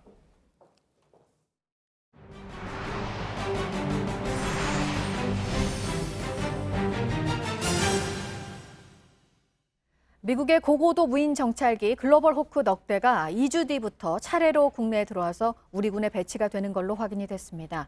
북한 모든 지역을 들여다볼 수 있고 축구공 크기의 물체까지 식별을 할 수가 있는데요. 앞서 이 같은 도입 계획에 대해서 북한의 비난이 나왔었습니다. 북한의 반발이 예상이 됩니다. 김선미 기자입니다. 첩보위성급 고고도 무인 정찰기 글로벌 호크가 우리 군에 도입됩니다. 미국을 출발해 한국으로 날아오게 되는데 도착 날짜는 17일이 유력합니다. 좌표를 찍으면 알아서 비행하는 방식이라 기상 조건이나 이동 경로에 따라 변동은 생길 수 있습니다. 우리 군은 이달 안에 1대, 다음 달 2대를 추가로 넘겨받아 모두 4대를 운용하겠다는 계획입니다. 미군의 전략자산이기도 한 글로벌 호크는 최고 20km까지 떠올라 14만 제곱킬로미터를 30여 시간 동안 정찰할 수 있습니다. 12만 제곱킬로미터인 북한 전역을 들여다볼 수 있는 건데, 레이더와 적외선 탐지 장비를 통해 축구공 크기인 30cm 크기 물체까지 식별이 가능합니다. 이러다 보니 가격은 천문학적으로 비싸 최신의 스텔스 전투기인 F-35A의 2배가 넘는 2,500억 원대로 추정됩니다. 글로벌 호크가 도입되면 지난해 9.19 군사합의 이후 군사분계선 인근 비행 금지 구역이 생기면서 힘들어진 북한 지역 정찰에 도움이 될 전망입니다. 다만 북한의 반발은 불가피합니다. 앞서 지난 8월 북한은 이미 우리 군의 글로벌 호크 도입 계획과 관련해 위험천만한 군사적 망동이라고 비난한 바 있습니다. JTBC 김선미입니다. 사그라들지 않고 있는 부동산 시장의 과열 현상, 정부의 추가 대책이 나올 가능성은 더 커지고 있습니다. 경매 시장도 요즘 그런데요. 강남 3구를 중심으로 서울 아파트의 낙찰가율이 올해 들어서 최고 수치로 올랐습니다. 박영우 기자입니다. 서울 잠실의 한 아파트입니다. 얼마 전 이 아파트 84제곱미터가 경매에 나왔습니다. 감정 가격은 14억 8천만 원. 그런데 이 아파트를 사려는 사람이 13명이나 몰렸습니다. 결국 17억 4,450만 원, 감정가보다 2억 6천여만 원이나 높은 가격에 낙찰됐습니다. 영등포와 성동구에서도 감정가를 훌쩍 넘겨 낙찰되는 사례가 속출하고 있습니다. 서울 아파트 감정가 대비 낙찰가 비율, 즉 낙찰가율은 올 들어 최고치입니다. 특히 강남 3구에서 가파르게 오릅니다. 아파트값 급등에 경매로도 돈이 몰리고 있는 겁니다. 서울에서 시작된 청약시장의 과열은 수도권으로 확산 중입니다. 경기도 고양과 수원, 안양까지 최근 분양한 아파트의 경쟁률은 수십 대 1을 기록했습니다. 10월 서울 아파트 전셋값이 4년 만에 가장 크게 오르는 등 임대시장 역시 들썩이는 조짐입니다. 집값 가열이 꺾이기는커녕 전방위로 퍼지자 정부도 추가 대책을 고심하고 있습니다. 국토부는 우선 시세보다 크게 낮은 공시가격을 높이는 방안을 검토해 다음 주 발표할 예정입니다. JTBC 박영호입니다. 오늘의 핵심 뉴스들을 정리해드리는 아침엔 주요 뉴스입니다. 오늘 아침 강원도 철원의 기온이 영하 7도 아래로 떨어지고 대관령과 춘천은 영하 5도 안팎을 기록하는 등 매서운 추위가 이어지고 있습니다. 서울도 영하권을 보이고 있습니다. 오늘 새벽 한때 수도권과 경북 일부 지역에는 눈이 내렸습니다. 내일은 한반도 북서쪽 상공에서 더욱 강한 한기가 내려오면서 오늘보다 더 춥겠습니다. 이번 추위는 이틀 뒤인 금요일 철원의 기온이 영하 16도, 서울이 영하 9도까지 떨어지면서 절정에 이르겠습니다. 트럼프 미국 대통령이 북한을 향해 필요하다면 군사력을 사용할 수 있다는 말을 다시 꺼내들었습니다. 연말 시한을 앞두고 북한이 압박 강도를 높이는 것에 대한 경고로 해석됩니다. 한미 방위비 협상과 관련해서는 한국이 더 많이 내는 게 공정하다고 말했습니다. 미국과 중국의 무역 협상이 새로운 암초를 만났습니다. 트럼프 대통령이 중국과의 무역 협상에 대해 내년 말 미국 대선 이후로 미뤄질 수 있다고 말했습니다. 그렇게 되면 당장 오는 15일로 예정된 1,560억 달러 규모 중국산 제품에 대한 미국의 15% 추가 관세가 실제로 부과될 수도 있습니다. 미중 무역 전쟁의 불확실성이 다시 커지고 있습니다. 김기춘 전 대통령 비서실장이 오늘 자정쯤 출소했습니다. 문학의 블랙리스트 혐의로 수감 생활을 마친 뒤 화이트리스트 사건으로 다시 구속이 됐는데 구속 기간이 끝났습니다. 불구속 상태로 남은 재판을 받게 됩니다. 교육과정평가원의 수능 성적 관리 시스템이 이미 수년 전부터 보안에 취약했던 것으로 드러났습니다. 감사원에서 문제점을 지적했지만 방치했고 최근 수능 성적이 사전 유출되는 일까지 발생했습니다. 수능 성적은 오늘 오전 9시에 예정대로 발표됩니다. 아프리카 수단에 있는 공장에서 연쇄 폭발이 일어난 뒤 대형 불이 나서 20여 명이 숨지고 130여 명이 다친 것으로 전해졌습니다. 자유한국당과 바른미래당이 청와대 민정수석실과 관련된 각종 의혹에 대해서 국정조사 요구서를 제출했습니다. 국정조사 대상은 김기현 전 울산시장과 관련된 하명수사 의혹과 유재수 전 부산시 경제부시장에 대한 감찰 무마 의혹, 우리들 병원 특혜대출 의혹 등 3가지입니다. 온라인 쇼핑 100조 원을 넘긴 게 지난해에는 11월이었는데 올해는 10월로 한 달 빨랐습니다. 지난 10월 역대 최대 금액인 11조 8천여억 원이 온라인 쇼핑으로 거래가 됐습니다. 중국 왕이 외교부장이 오늘 서울에 옵니다. 한반도 사드 배치 문제로 한중 갈등이 불거진 이후 첫 방문입니다. 오늘은 강경화 외교부 장관과 회담을 하고 내일은 문재인 대통령을 예방합니다. 한중 정상회담에 대해 논의할 것으로 보입니다. 지금까지 아침엔 주요 뉴스 정리해드렸습니다. 중국 랴오닝 성에 있는 25층짜리 주거용 건물에서 불이 났습니다. 건물 옥상까지 시뻘건 불길에 휩싸였습니다. 현지 시간 2일 밤 300여 세대가 살고 있는 건물에서 큰 불이 났는데요. 안에 있던 거주자들이 이웃에게 서로 화재를 알리며 빠르게 대피했습니다. 주민 몇몇이 연기를 마셔서 병원으로 옮겨졌지만 다행히 크게 다친 사람은 없었는데요. 당국이 정확한 화재 원인을 조사하고 있습니다. 현지 시간 2일 오후 영국 남부의 한 학교 앞에서는 모여있는 학생들을 향해 차량 한 대가 돌진했습니다. 학생들의 하교 시간에 벌어진 일인데요. 차에 들이받친 12살 소년이 병원으로 옮겨졌지만 결국 숨졌고 다른 학생들과 보행자 등 5명이 다쳤습니다. 운전자인 50대 남성은 사건 직후 도망쳤다가 결국 체포됐는데요. 경찰은 남성이 일부러 사고를 낸 걸로 보고 정확한 사건 경위를 조사하고 있습니다. 서핑을 하던 소년을 향해 상어가 돌진하는 아찔한 장면이 포착됐습니다. 이곳은 미국 플로리다주 인근 바다인데요. 신나게 서핑을 즐기던 소년이 무언가에 부딪힌 뒤 넘어집니다. 그저 큰 물고기인 줄 알았는데 알고 보니 검정 지느러미 상어였습니다. 몸 길이는 2m가 채 안 되지만 무리를 지어다니며 사람을 공격하기도 하는 종입니다. 소년과 아버지는 뒤늦게 영상 속 상어를 보고 놀란 가슴을 쓸어내렸다고 하는데요. 천만다행으로 소년은 상어에 물리거나 다치지 않았다고 합니다.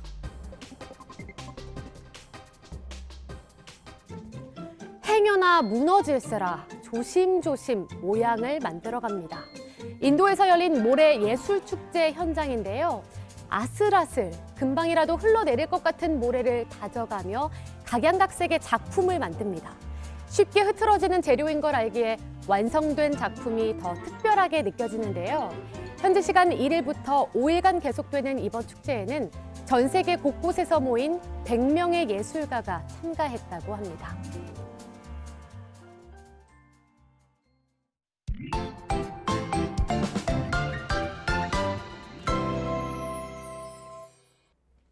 오늘도 아침 추위가 매섭습니다. 하늘은 비교적 맑은데 밤부터는 다시 비나 눈이 내리는 곳이 있겠습니다. 자세한 기상 정보 살펴보겠습니다. 김연아 캐스터, 오늘도 춥기는 춥습니다. 그런데 어제와 비교하면 기온이 조금 올랐다고요? 네, 그렇습니다. 어제보다 기온이 조금 높습니다. 하지만 말씀하셨듯이 춥긴 춥죠. 이렇게 곳곳 영하권인데요. 특히 서울과 파주, 철원 등 중북부 지역을 중심으로 영하 5도 안팎까지 떨어져 있는 상황입니다. 이렇게 찬 기온이 강해서 옷차림 더욱 따뜻하게 하셔야겠습니다. 자세한 기온 보시면 서울이 영하 2도, 춘천 영하 5도 가리키고요. 반면 충청 이남 지역은 3도 안팎으로 비교적 기온이 높습니다. 오늘 낮 기온도 어제보다 높겠습니다. 서울이 5도, 대전, 전주 9도, 대구 10도, 광주 11도 등으로 남부지방에서는 10도를 넘어서는 곳도 있겠습니다. 자, 그런데 내일은 기온이 다시 뚝 떨어집니까? 네, 그렇습니다. 내일 아침 기온 서울이 영하 5도까지 떨어지고요. 문제는 낮 기온인데요. 영하 2도로 종일 영하권에 머물겠습니다. 그리고 찬 기온이 점점 더 강해지면서 금요일 아침에는 영하 9도까지 서울은 뚝 떨어질 것으로 보입니다. 강원도 산간 지역은 영하 15도 안팎까지도 예상이 되는 상황입니다. 네. 오늘 밤에 비나 눈이 내리는 곳이 있지요. 네, 말씀하셨듯이 오늘 대체로 맑다가 밤부터는 이제 서쪽 지역으로 비구름이 조금 들어오겠습니다. 그래서 충청과 전북 지역에 눈 1cm, 비 5mm 정도 많은 양은 아닐 것으로 예상이 되고요. 서울 등 중서부 지방에도 약하게 눈이 날리거나 빗방울이 떨어질 수 있겠습니다. 알겠습니다. 여기까지 듣겠습니다. 기상 정보 잘 들었습니다. 김연아 캐스터 수고했습니다.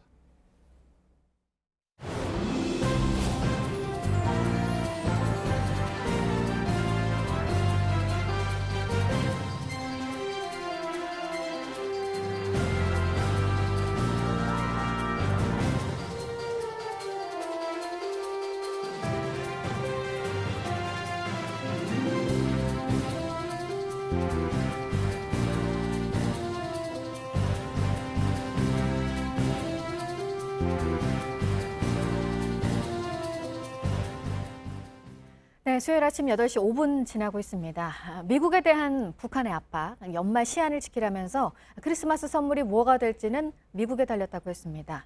트럼프 미국 대통령은 군사력을 쓸 수 있다는 말까지 하면서 경고를 했고요. 신경전이 지금 치열해지고 있는데요. 이런 가운데 북한에서 당 중앙위 전원회의가 소집이 됐다고 합니다. 보도 연결해서 알아보겠습니다. 안태훈 기자, 이달 말에 열린다고 하는데 중대한 문제를 결정할 거라고 했네요. 네, 그렇습니다. 북한 노동당이 이달 말에 열겠다라고 조선중앙통신을 통해 오늘 아침에 밝혔습니다. 말씀하신 대로 다시 한번 말씀드리면 이달 말 전원회의를 소집하겠다라는 것입니다. 그러면서 혁명 발전과 변화된 정세에 맞게 중대한 문제를 토의하겠다라고 덧붙였습니다. 김정은 위원장은 올해 말까지 가시적인 성과가 없을 경우 새로운 길을 갈 수밖에 없다라고 말한 바 있는데요. 그 시한이 다가오는 시점이어서 이번 노동당 중앙위 전원회의에선 새로운 길에 대한 방향을 논의할 것이란 관측이 나오고 있습니다. 네, 다음은 지난 여름 소비자들이 옷값 씀씀이를 크게 줄였다라는 소식입니다. 오늘 아침 한국은행 경제통계에 따르면 올해 3분기 가계의 신발과 의류 지출은 약 11조 2천억 원입니다. 이는 지난해 같은 기간보다 1.9% 줄어든 것으로 감소율은 2015년 이후 가장 컸습니다. 네, 그리고 트럼프 대통령 말이 또 악재가 된 게 중국과의 무역 합의가 무기한 연기될 수 있다는 말을 해서 밤사이에 뉴욕 증시가 또 곧바로 영향을 받았죠? 네, 그렇습니다. 뉴욕 증시 장 마감 수치부터 말씀을 드리도록 하겠습니다. 다우존스 30 산업평균 지수는 전 거래일보다 1.01% 떨어진 27,502.81에 거래를 마쳤습니다. 스탠더드 앤 푸어스 500 지수는 0.66% 내린 3,093.20에 그리고 기술주 중심의 나스닥은 0.55% 하락한 8,520.64에 장을 마감했습니다. 런던을 방문 중인 트럼프 대통령은 어떤 면에서는 중국과의 합의를 위해서 내년 대선 이후까지 기다리는 게 나을 수 있다라고 말했습니다. 네, 끝으로 미 상무부 장관이 수입 자동차에 대한 높은 관세 부과 가능성을 여전히 열어뒀다라는 소식입니다. 윌버로스 장관은 미 동부 현지 시간으로 3일 개별 기업들과 협상을 진행하고 있다며 그 결과에 따라서 관세 필요성이 있을 수 있고 없을 수도 있다라고 말했습니다. 앞서 미국은 수입산 자동차와 부품에 25%의 관세를 부과한다는 계획을 추진했고요. 검토 기간 6개월이 지난 상황입니다. 현재는요. 그런데 현재까지 결정을 내리지는 않고 있습니다. 네, 지금까지 아침은 지금 JTBC 안태훈입니다. 확실히 겨울은 겨울입니다. 12월에 접어들면서 본격적인 추위가 찾아왔습니다. 서울을 비롯한 전국 곳곳의 아침 기온이 영하권으로 떨어졌습니다. 밤부터는 눈과 비가 내리는 곳도 있겠습니다. 이번 주 내내 영하권 추위가 이어질 전망입니다. 방기성 K웨더 예보센터장 자리 함께했습니다. 어서 오십시오. 네, 안녕하세요. 네, 센터장님. 확실히 지금 겨울이 된 거고 이게 보통의 추위라고 봐도 되겠습니까? 아니면 특별한 추위입니까? 뭐 평년 기온과 비교해 본다면 먼저 겨울이 시작됐다고 보고요. 뭐 특별하게 뭐 기온이 무진장 큰 폭으로 떨어진 이런 정도는 아닙니다. 다만 이제 올해가 지금 보면은 11월부터 평년보다 약간 그 한파주의보도 좀 일찍 발령되고 조금 빨라지는 그런 느낌은 있는데 그렇다고 하더라도 전반적인 기온 분포를 보면 현재까지는 평년과 거의 비슷하거나 약간 높은 정도입니다. 네. 다만 이제 어제서부터 기온이 큰 폭으로 떨어지면서 올겨울 들어 이제 처음으로 영하권으로 이제 계속되는 며칠 동안 이런 추위가 찾아오는 것이죠. 네, 그렇다면 이번 겨울 추위는 어떻게 전망하고 계세요? 일단 뭐 현재로 본다면 뭐 12월까지는 거의 평년과 기온은 평균 기온은 비슷할 거로 봐요. 그러나 올 겨울의 특성이 기온의 진폭이 이제 클 거라는 겁니다. 아하. 그러니까 이번에도 이제 기온이 이제 따뜻했다가 네. 기온이 큰 폭으로 떨어지면서 이제 많은 분들이 체감적으로 굉장히 추워진다고 느끼시거든요. 그러니까 그러한 날씨가 좀 많을 거로 보고요. 일단 뭐 K웨더 예보센터에서는 1월, 2월은 평년보다 약간 춥지 않겠나 그렇게 예상을 하고 있습니다. 네. 그러면 12월은 예년과 비교해서 뭐 많이 춥지는 않겠지만 그래도 때때로 강추위가 몰아칠 거다 이런 예상이신 겁니까? 네, 그렇죠. 그러니까 이제 이번 추위 같은 경우도 이번 주말까지는 저 춥지 않습니까? 일단 뭐 내일 모레 같은 게 서울이 영하 9도까지 떨어지고 이제 굉장히 많이 떨어지는데 다음 주로 가면은 또 굉장히 좀 따뜻할 거로 보고 있거든요. 그러니까 이런 기온의 높낮이가 굉장히 좀 높을 땐 좀 기온이 많이 올라가고 내려갈 때는 많이 내려가는 이러한 현상이 12월은 계속될 거로 보고 있습니다. 네, 내일은 한반도 북서쪽에서 강한 한기가 다시 내려온다고 하는데요. 뭐 강한 한기라고 하면 영하 몇 도 정도를 얘기하는 건가요? 일단 뭐 저희들은 이제 기상학적으로 대개 5km 상공에 기온이 몇 도까지 내려오느냐를 갖고 겨울에는 분포를 하는데 내일 같은 경우는 거의 한 영하 30도 선까지 내려올 거로 보고 있어요. 그렇게까지 떨어집니까? 그렇게 되면은 서울 같은 경우는 이제 그 다음 날 금요일이죠. 금요일 같은 경우는 거의 영하 10도 선까지 떨어지거든요. 그러니까 뭐 현재 예상은 영하 9도를 예상을 하고 있는데 이 정도면 이제 12월 초의 기온으로는 굉장히 큰 폭으로 떨어진다고 보시면 되겠고요. 이제 문제는 일단 오늘 밤에 기압골이 통과하면서 내일 아침 영하 5도지만 내일 낮 기온도 영하입니다. 그러니까 내일 낮에도 이제 기온이 오르지 않는다는 얘기죠. 북쪽에 찬 공기 계속 내려오는데 문제는 바람이 상당히 강하기 때문에 체감 기온은 모레 같은 경우는 서울 같은 경우는 영하 15도 이하로 떨어질 거로 보고 있어요. 그러니까 기온의 진폭이 굉장히 클 거로 예상이 됩니다. 네, 그동안에도 센터장님과 지구 온난화 얘기 자주 했었잖아요.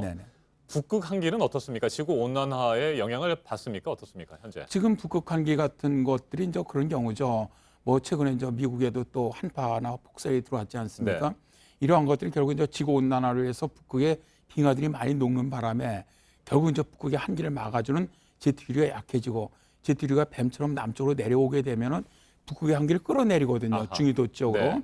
이게 이제 미국으로 들어가면 미국의 한파가 오는 것이고 동아시아 쪽으로 오면 우리나라 한파가 오는데 이번 같은 경우는 이제 바로 어제서부터 우리나라 쪽으로 내려왔습니다. 상층에 강한 한기가 내려오면서 이렇게 강한 한기가 사행을 하게 되면 쉽게 이동을 안 합니다.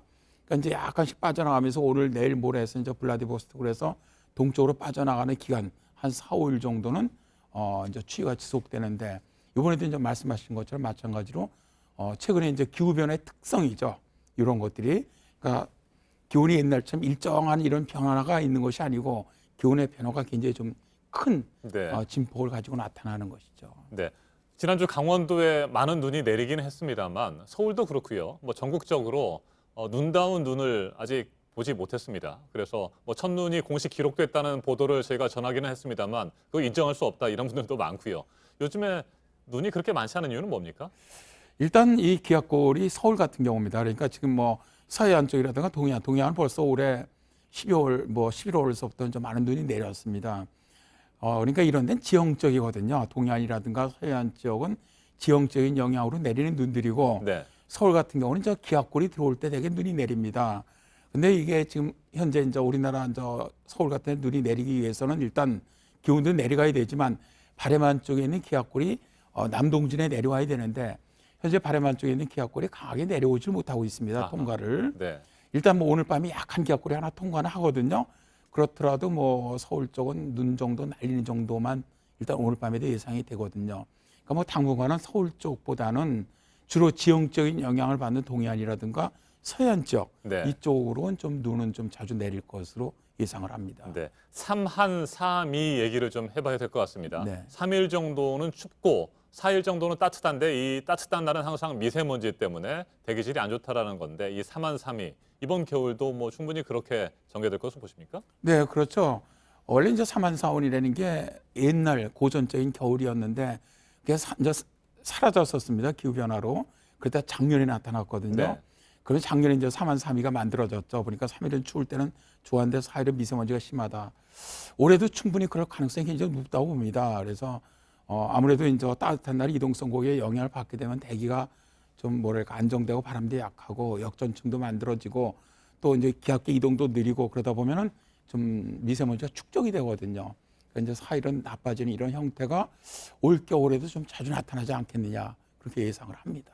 그런데 요즘은 뭐 다행입니다만 미세먼지가 그렇게 심한 것 같지는 않아요. 올 가을서부터 현재까지는 아주 좋습니다. 왜냐하면 저 말씀드린 것처럼 올 가을서부터는 이 진폭, 이제 저희들이 말하는 이 기압계 이동이 상당히 빨라요. 네. 기압계 이동이 빠르다 보니까 기압계가 좀 정체해야만 이게 축적이 되는데 정체가 안 된다는 얘기죠. 현재까지는 그래 왔습니다. 근데 이제 앞으로 이제 겨울로 접어들면은 이런 정체되는 기압계가 나타날 것으로 보고 있습니다. 네, 올겨울 조금 춥더라도 미세먼지는 좀 심하지 않았으면 좋겠습니다. 네. 네, 지금까지 방기성 K웨더 예보센터장이었습니다. 말씀 잘 들었습니다. 네, 고맙습니다. 네. 우리나라 학생들 공부 시간도 길고 경쟁도 치열합니다. 국제 학업 성취도 평가 결과가 나왔습니다. 우리 중고생들은 수학과 과학 영역에서 모두 상위권을 유지했습니다. 하지만 삶에 대한 만족도는 최하위권이었습니다. 박진규 기자가 보도합니다.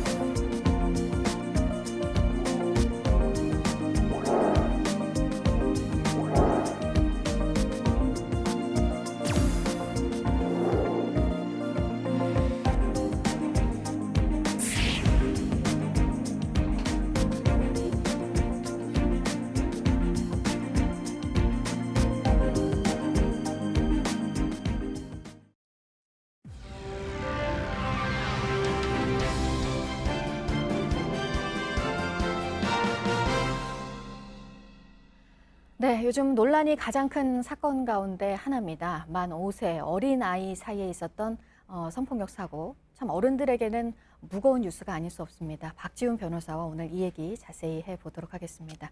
어서 오세요. 안녕하세요. 네, 만 5세 아이들 사이에서 있었던 일입니다. 경찰이 이제 내사에 들어갔어요.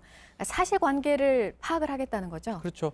성남에 있는 국공립 어린이집에서 있었던 일인데요. 자동차 보관소에서 어떤 피해 아동이라 그랬습니다. 피해 아동이 자전거 보관소에서 뭐 바지를 주스리고 오는 모습을 어머니가 목격을 하고 왜 그렇게 했냐 확인하니까 가해 아동이 피해 아동한테 어떤 특정한 부위를 어떻게 하고 그런 부분들을 좀 확인을 한 상황이고 그 부분을 관련해서 성폭력이 있는 게 아니냐 그래서 신고를 했고요. 네. 경찰에서는 내사에 착수를 했었습니다. 네. 그리고 지금 인권위에도 피해자 측에서 제소를 한 상황이잖아요. 네, 상황상 사실은 만 5세거든요. 네. 우리 형법상 10세 미만자는 형사 절대 무능력자입니다. 뭐 처벌 자체가 불가능하고 조사도 사실 하기 어려운 상황이다 보니까 내사는 했지만 처벌 자체가 어렵고 그렇다고 지금 이 의혹이 있고 이 성폭력 문제가 되고 있는데 그냥 넘어갈 수는 없기 때문에 아마 최후 구제 수단으로 인권위에 제소를 한 것으로 지금 보입니다. 네, 지금 이 문제가 뭐 가해 아동을 처벌할 수도 없고요. 네. 가해 아동을 처벌하겠다는 게 이 피해 아동의 변호사 측에서 주장하는 것도 아니고, 그렇죠. 그러니까 이 사실관계를 좀 규명을 해서 이번 사건을 명확히 좀 확인을 해달라. 이게 이제 피해자 측에서 주장하는 거 아니겠습니까? 그렇죠. 어차피 처벌 자체가 어렵습니다. 그리고 이거 관련해서 사실은 왕왕 일어나고 있거든요.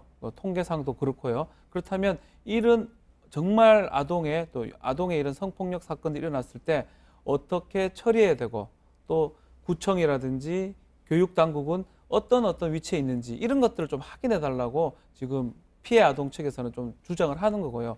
처벌 자체는 사실 안 되기 때문에 네. 그 부분이 가장 중요할 것 같습니다. 네, 이번 사고를 계기로 해서 지금 우리 어른들이 할 일이 많아서 지금 바빠져야 될 것 같습니다. 네. 특히나 이런 시설에서 지금 얘기하신 것처럼 이런 사건이 있을 수 있고, 그럼 일단 먼저 교육을 해야 되는데 네. 그 좀 지침이 마련돼야 되지 않겠습니까? 교육도 교육이지만 확인이 좀 돼야 되거든요. 또 가장 좀 문제가 되는 부분 중에 하나가 어린이집에서 상습적으로 이런 일이 있었는데 확인 자체가 지금 안 됐다라는 거거든요. 원장이라든지 관리를 하는 입장에서 뭐 CCTV에서 지금 명확하게 포착은 되고 있지 않지만 상습적으로 일어난다면 그것을 확인하고 못하게 하거나 이 과정이 가장 중요한데 이게 첫 번째 안 됐다는 거고, 이게 확인이 되면 그 이후에는 뭐 교육이나 다른 것들이 가능한데 이 부분부터가 가장 문제가 되는 게 아닌가 이렇게 생각이 됩니다. 네, 그러니까 안타깝게도 이런 일이 뭐 어린이집이나 이런 곳에서 발생을 했을 때 네. 어떻게 바로 대응을 해야 될지 그런 대응 매뉴얼이 지금은 없는 상태인 거잖아요. 사실 예상을 못한 겁니다. 어른들이 지금 마음이 무거운 게 만 5세 아동이 이런 일을 할 거라고 생각을 못하고 예상도 못하기 때문에 대처 매뉴얼 자체가 없습니다. 초등학교만 해도 뭐 대처 매뉴얼이 있을 수 있습니다. 학폭이라든지 뭐 어떤 교육부에서 할 수 있는 조치가 있는데 어린이집에서 5세 정도의 아이가 이런 일을 할 거라고 생각을 못했기 때문에 저희 대체 매뉴얼이 없는 거예요. 그런데 통계상 봤을 때는 2017년에도 7세 이하가 12명이나 있고 이 피해 본 사람이 네. 그리고 뭐 8세나 12세가 22명 이게 통계상 있거든요. 그러니까 대체 매뉴얼을 지금이라도 좀 빨리 마련을 해야 되는 상황이 아닌가 그렇게 보입니다. 네, 앞서도 말씀드렸지만 이런 일이 안타깝게 일어났을 때 어떤 매뉴얼에 따라서 이런 시설들에서 대처를 해야 되는 것도 또 중요하고 네. 그 전에 일단 중요한 건 교육이에요. 네. 지금 이 사건의 가해 아동도 그렇고 이게 결코 장난으로 할 일이 아니고 그렇죠. 그리고 이렇게 했을 때 한 사람에게 영원히 기억에 남을 수 있는 그런 상처를 주는 엄청난 큰일이다. 이런 걸 좀 가르쳐 줘야 되면 또 의무적으로 규정도 하고 이런 제도가 좀 마련돼야 되지 그 않겠습니까? 제도가 가장 중요하겠죠. 네. 이제 아이들한테 이게 어떤 의미를 가지고 있고 성폭력은 어떤 거고 뭐 이게 뭐 성범죄를 강력하게 얘기한다기보다는 이런 행동은 장난이 아니고 중요한 거라는 거를 인지를 시켜줘야 될 것 같고요. 또 다시 얘기를 하지만 어떤 관리 책임 이런 부분 시스템 확인할 수 있는 시스템 이런 것도 가장 중요하고 이런 일이 발생했을 때 어디서 어떻게 처리할지 이게 구청인지 경찰인지 이것도 지금 정리가 안 되고 있거든요. 그래서 이런 부분까지 좀 확인이 돼야 될 것 같아요. 뭐 보육법 어린이집 같은 경우는 구청이나 시청에서 관할을 하긴 합니다. 근데 이거는 어떻게 좀 해야 될지 지금이라도 뭔가 시스템을 좀 마련을 해야 되지 않을까 생각이 됩니다. 네, 알겠습니다. 여기까지 듣도록 하겠습니다. 박지훈 변호사였습니다. 고맙습니다. 감사합니다. 3층에서 떨어진 벽돌에 맞은 60대 남성이 숨지는 사고가 있었습니다. 유리창을 뜯어내는 공사를 3층에서 하고 있었지만 떨어지는 철거물을 막는 장치나 사람들이 그 밑으로 다니지 않도록 하는 조치는 없었습니다. 이것만의 얘기가 아니라는 게 문제입니다. 정영재 기자입니다. 급히 걸어 나오는 남성의 머리 위로 난데없이 벽돌이 떨어집니다. 남성이 바닥으로 고꾸라집니다. 마른 하늘에 날벼락 같은 사고는 그제 오후 광주의 한 건물에서 벌어졌습니다. 1층에서 나오던 66살 이모 씨가 3층에서 떨어진 벽돌에 맞았습니다. 병원으로 옮겨졌지만 숨졌습니다. 순식간에 나가시다가 제 간판을 맞아봤어요. 돌이 사선으로 튀었대요. 3층에선 유리창을 뜯어내고 있었습니다.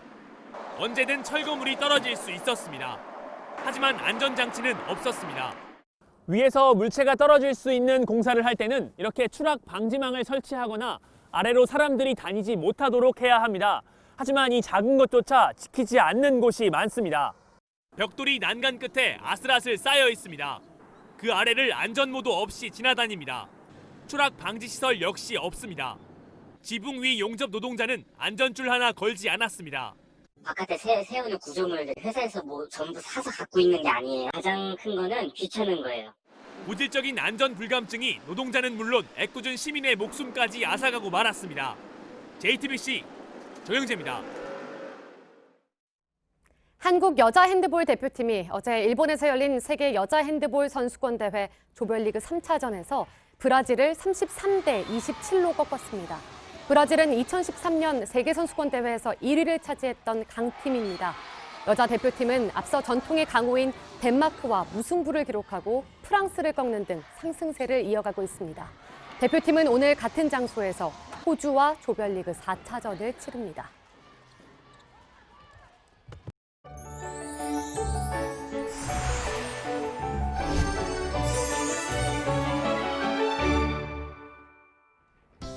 아침 기온 어제보다는 조금 올랐지만 곳곳 영하의 기온 보이는 곳이 많습니다. 현재 서울이 영하 2도, 파주가 영하 7도, 강원도 철원은 영하 8도까지 떨어져 있습니다.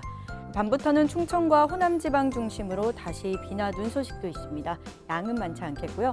서울 등 일부 중서부 지방에도 약하게 눈이 날리거나 빗방울이 떨어질 수 있겠습니다. 오늘 한반도 전 지역이 대체로 맑겠습니다. 가끔 구름만 지나는 가운데 동해안을 따라 공기가 건조해서 강원 동해안에는 건조주의보도 발효 중입니다. 오늘 낮 기온도 어제보다는 조금 높겠습니다. 서울이 5도, 대전 9도, 대구 10도, 광주는 11도로 예상됩니다. 북한은 우리나라보다 쌀쌀하고요. 북부 지방은 한낮에도 영하권에 머물겠습니다. 내일은 더 추워지면서 종일 영하의 기온 보이는 곳이 많겠고요. 금요일 아침에는 서울이 영하 9도까지 떨어지는 등 추위가 절정에 달하겠습니다. 기상정보였습니다. 아침엔 뉴스워치, 오늘 하루 관심을 가지고 지켜봐야 할 기억해야 할 뉴스 끝으로 정리해드립니다. 오늘 아침 강원도 철원의 기온이 영하 8도까지 떨어지고 대관령과 춘천은 영하 5도 안팎을 기록하는 등 매서운 추위가 이어지고 있습니다. 서울도 영하권을 보이고 있습니다. 오늘 새벽 한때 수도권과 경북 일부 지역에는 눈이 내렸습니다. 내일은 한반도 북서쪽 상공에서 더욱 강한 한기가 내려오면서 오늘보다 더 춥겠습니다. 이번 추위는 이틀 뒤인 금요일 철원의 기온이 영하 16도, 서울이 영하 9도까지 떨어지면서 절정에 이르겠습니다. 연말 시한을 앞두고 압박을 이어가고 있는 북한을 향해 트럼프 미국 대통령이 무력 사용 가능성을 언급했습니다. 김정은 위원장과의 친분 관계도 거듭 강조를 했습니다. 현재 진행되고 있는 한미 방위비 협상에 대해서도 언급을 하면서 한국이 더 내야 한다고 공개적으로 압박했습니다. 미국과 중국의 무역 협상이 새로운 암초를 만났습니다. 트럼프 대통령이 중국과의 무역 협상에 대해 내년 말 미국 대선 이후로 미뤄질 수 있다고 말했습니다. 그렇게 되면 당장 오는 15일로 예정된 1,560억 달러 규모 중국산 제품에 대한 미국의 15% 추가 관세가 실제로 부과될 수도 있습니다. 미중 무역 전쟁의 불확실성이 다시 커지고 있습니다. 화이트리스트 사건으로 징역형을 선고받아 다시 구속됐던 김기춘 전 대통령 비서실장이 오늘 자정쯤 풀려났습니다. 구속 기간이 끝났습니다. 불구속 상태로 남은 재판들을 받게 됩니다. 오늘 전해드릴 소식은 여기까지입니다. 이상으로 JTBC 뉴스 아침엔 수요일 순서 모두 마치겠습니다. 건강한 하루 보내시기 바랍니다. 고맙습니다.